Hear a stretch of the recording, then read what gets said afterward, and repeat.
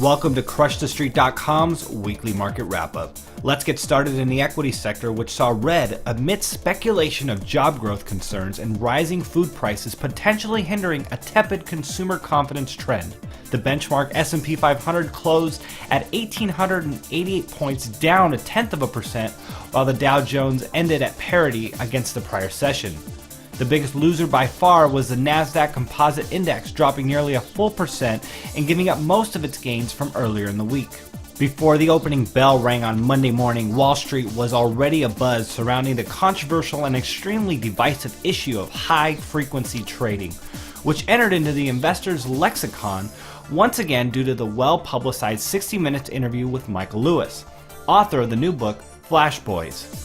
In what can only be described as a market hit piece, Mr. Lewis denounced the equity sector as rigged, claiming that high-frequency trading is used by powerful investment firms and banks, including the exchanges themselves, to gain an insurmountable advantage over the commoners. High-frequency traders, big Wall Street firms, and stock exchanges have spent billions to gain an advantage of a millisecond for themselves and their customers, just to get a peek at stock market prices and orders a flash before everyone else, along with the opportunity to act on it. The insiders are able to move faster than you. They're able to see your order and play it against other orders in ways you don't understand.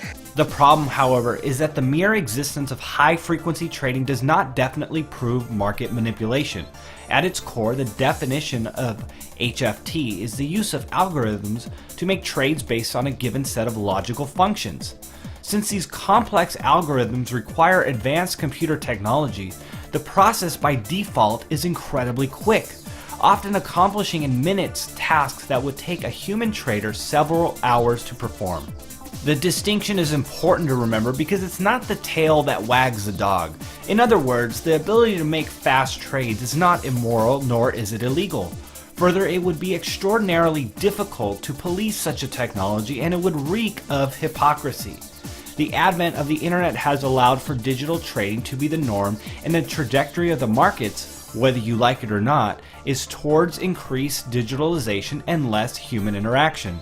Of course, some of the critics of HFT will cite commodities manipulation as one of the dubious quote-unquote beneficiaries of the algorithm era, with the precious metals complex taking another hit on Thursday due to technical selling pressure off the backs of a stronger US dollar index.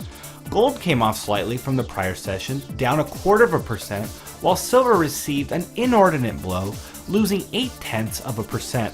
However, the platinum group metals have performed relatively well this year and bucked the trend this week, posting modest gains. And that'll do it for this week's edition. Thanks for watching, and we'll see you next week.